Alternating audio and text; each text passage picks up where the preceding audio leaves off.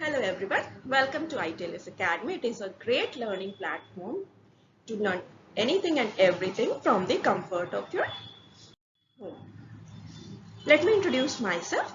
I am your mentor, Gitanjali.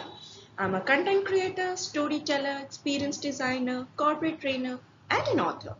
With over 15 years of cross-functional experience across leading brands like H&M, Shoppers Stop, Godrej, and Future Group, I stand at the powerful intersection of business, creativity, leadership, and entrepreneurship. My journey has been one of turning ideas into impactful stories through visual design, transformational training programs, and the written words. As a corporate trainer, mentor, and entrepreneur, I have conducted pan-India workshops on soft skills, technology, leadership, and professional excellence, impacting employees and emerging leaders across the retail and service industries. I don't just train people to perform better, I help them think like leaders, act like entrepreneurs, and build careers with ownership and purpose.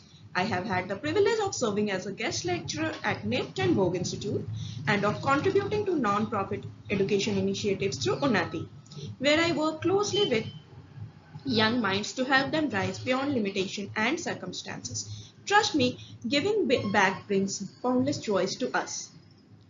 Alongside my corporate journey, I am also a published fiction author of two novels, F Factor and Love Arranged. Storytelling is at the heart of everything I do. It shapes how I communicate, how I train, and how I help leaders connect with people, vision, and impact. My academic foundation includes a degree in fashion technology from NIFT, an MBA from NIRM, and professional certifications in digital marketing from Google and content design, a blend that fuels both strategic leadership and creative execution. Today, I work with leaders, startups, and entrepreneurs to help them build confidence, clarity, communication power, and conscious leadership so they don't just grow businesses, they build legacy driven brands and purpose led success. So, this is lecture 31. We already learned about deals. Now we'll be learning about biotech pharma collaboration, a strategic tool, right? How collaboration helps us in taking our business higher and bigger. The COVID-19 pandemic demonstrated the ability of the healthcare and life science industry to respond to the unexpected needs with unprecedented speed. However, independent of the pandemic, the industry was already facing transformation in light of multiple highly disruptive innovations, not only the traditional field of drug modalities, but also in related fields such as digital, artificial intelligence, data, and medical devices. The new future of health is driven by a multitude of new players and innovations with disruptive potentials and new ways of thinking about health, both at a large scale for population health and an ultra-targeted level through the potentially creative treatment of individual diseases, customized one such as the CAR-T or gene therapies and precision medicine.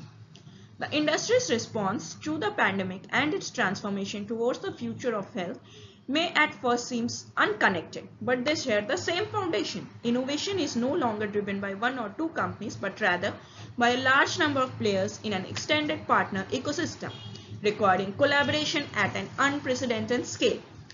So, networking is extremely important. Driving innovation at speed requires all players to think and act in large hyper collaboration networks. Biotech pharma collaborations merge innovative, agile research of biotech firms with the massive financial, regulatory, and marketing strength of large pharmaceutical companies. So you have the best of both worlds, the experience and the innovation. These strategic alliances accelerate drug discovery, distribute the high risk of R&D, and bring novel treatments to patients faster, often involving, for example, early stage partnerships to bridge development gaps. What does data say? A Wharton research study has determined that drugs produced by pharma biotech alliances are 30% more likely to succeed in gaining FDA approval. What makes these drugs so much more successful? Let's understand. One of the key components big companies bring to the table is experience, both in managing robust clinical trials and in navigating the regulatory process, right? With the US Food and Drug Administration, European Union, or other regulatory bodies. Say Eric Bollish, Senior Analyst at Durham NC based Cutting Edge Information. In theory, the combination of science on the part of the smaller partner and development expertise on the part of the larger partner leads to more effective drug testing and approval efforts, right? So look for your collaborator. Summarizing a report focusing on the biotech-pharma relationship, building pharmaceutical biotechnology alliances, Bolus noticed that for companies that have never received an FDA approval letter, design an advertising campaign or managed a sales force, the business of development and marketing can be daunting. MEC, for one, has been aggressive in developing alliances. In 2002, Merck completed 32 partnerships, a 68% increase compared to 99, and it is increasing every year. In 2024, one-third of Merck's human health sales were from licensed products, patents, and formulation. Why we need collaboration? Innovation is happening at a faster pace than ever, with digital and data-driven technologies alongside new molecular treatments disrupting the healthcare and life sciences industry and causing new players to emerge. This is manifested through a greater ability to combine basic research and large data approaches to rapidly improve understanding of the human body and diseases. New tools to develop and deliver medications in terms of both biological tools such as CRISPR, gene editing, and hardware such as robotics and 3D printing. The time from discovery to clinical concepts has therefore shortened significantly, with a multitude of new concepts rapidly emerging and moving into uses. Let's understand the understanding of advantages of biotech pharma collaboration, right? Number one is risk sharing and funding. Biotech firms often face capital constraints. Let's accept the truth.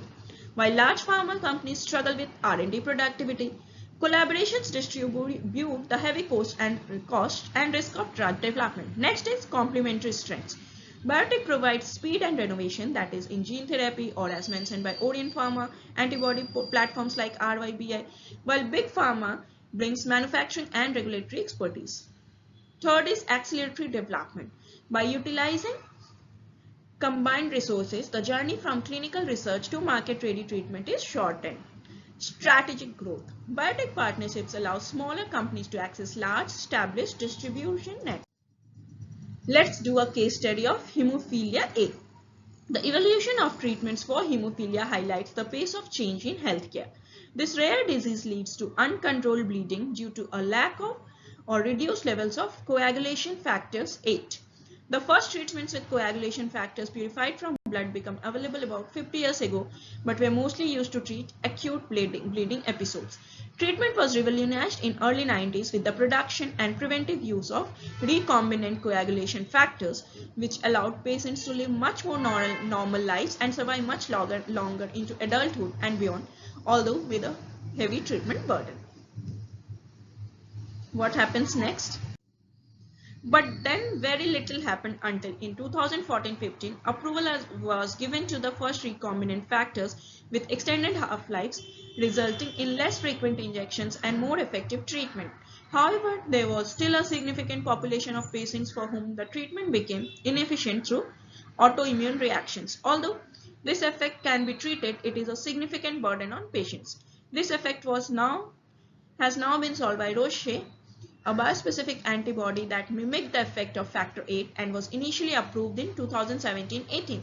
This is now quickly surpassing other treatment options. So the whole treatment process is become less expensive, more accessible and easier for patients. Right? Everybody deserves to live as a normal life as much as possible based on their own conditions.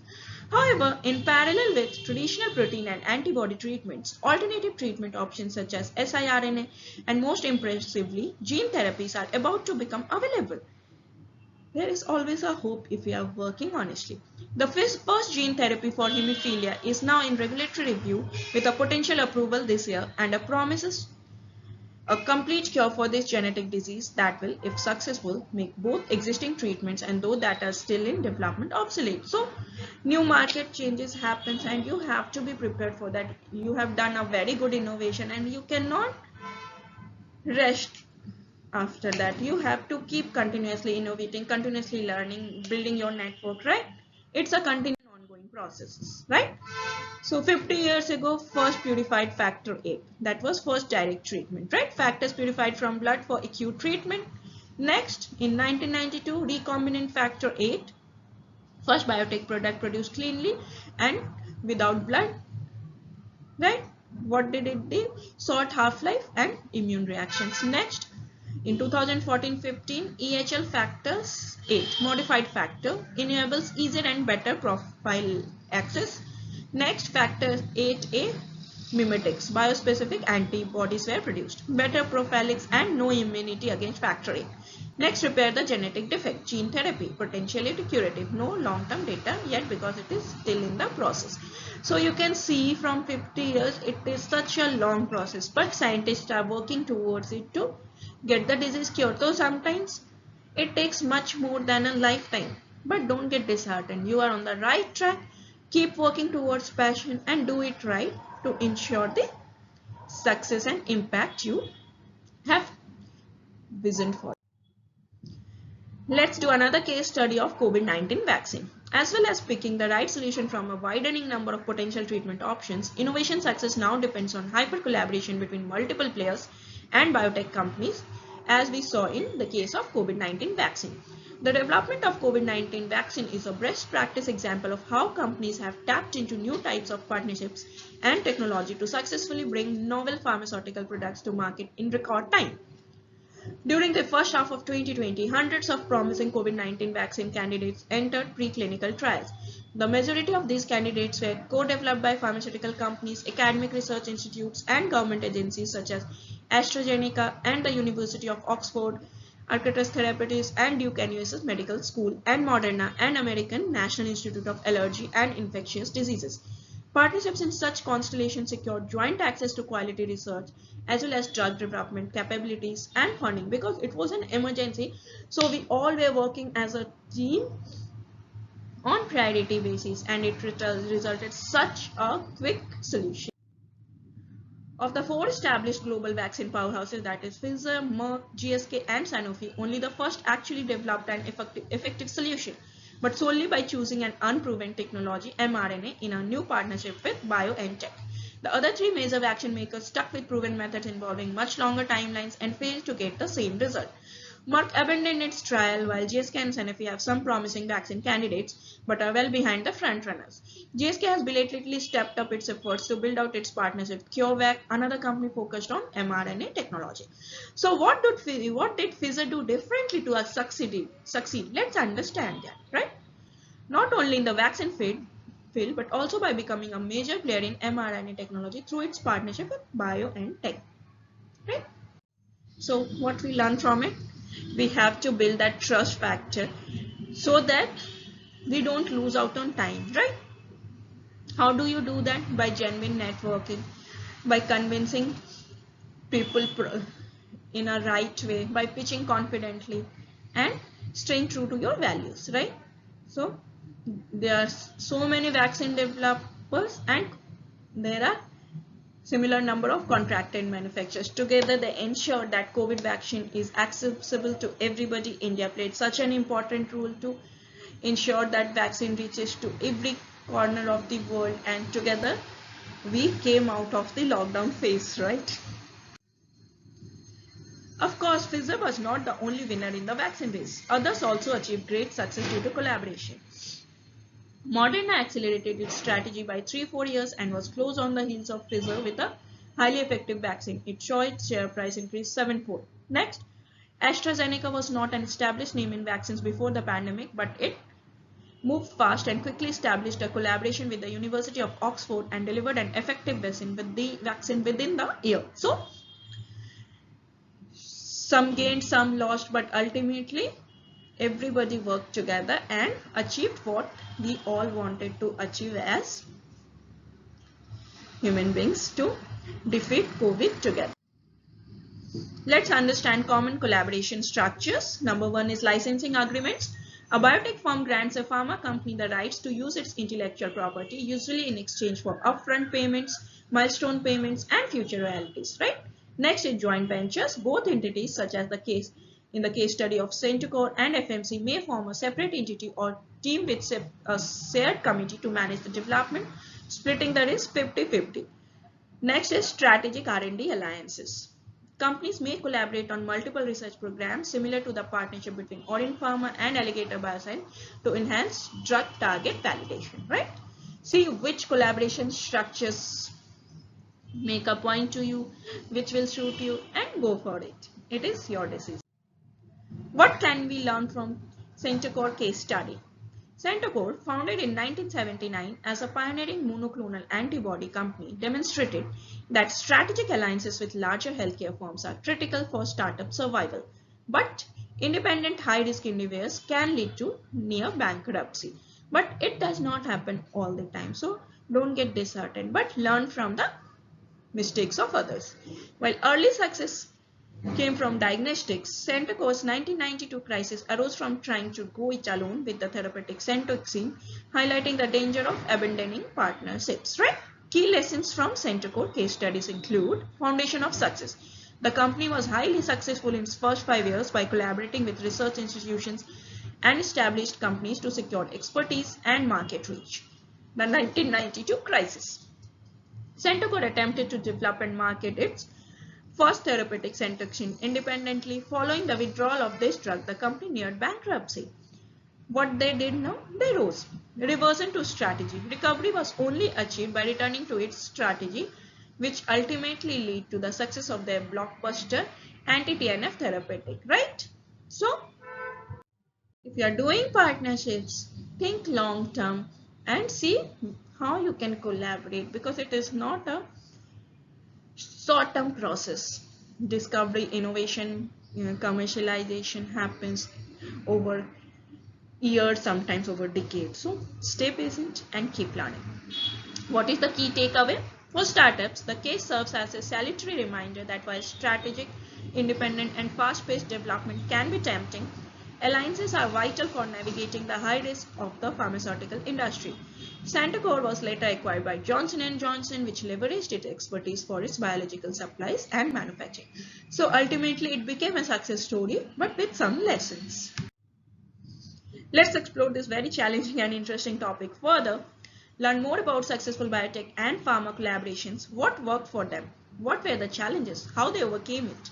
Based on your study of various collaborations, how you will apply these learning to create a successful partnerships. Who are your networks? Who are your team? Who is in the your side of story, right? Create a database for the collaborators you wish to partnership with. Learn about them, schedule meetings and build your network. Based on your today's learning, what will be the USP of your startup? What will be a story? How you will define its values, mission and vision. I'll see you soon in next lecture. Follow us on social media, Insta, Facebook, YouTube, WhatsApp and LinkedIn. Subscribe to our channel to get more related articles and keep learning. Thank you for watching this video. Do like, share and subscribe. You can call us at our helpline number, and if you have any doubts, you can also comment in the comment section. Have a great day. I'll see you soon with next video.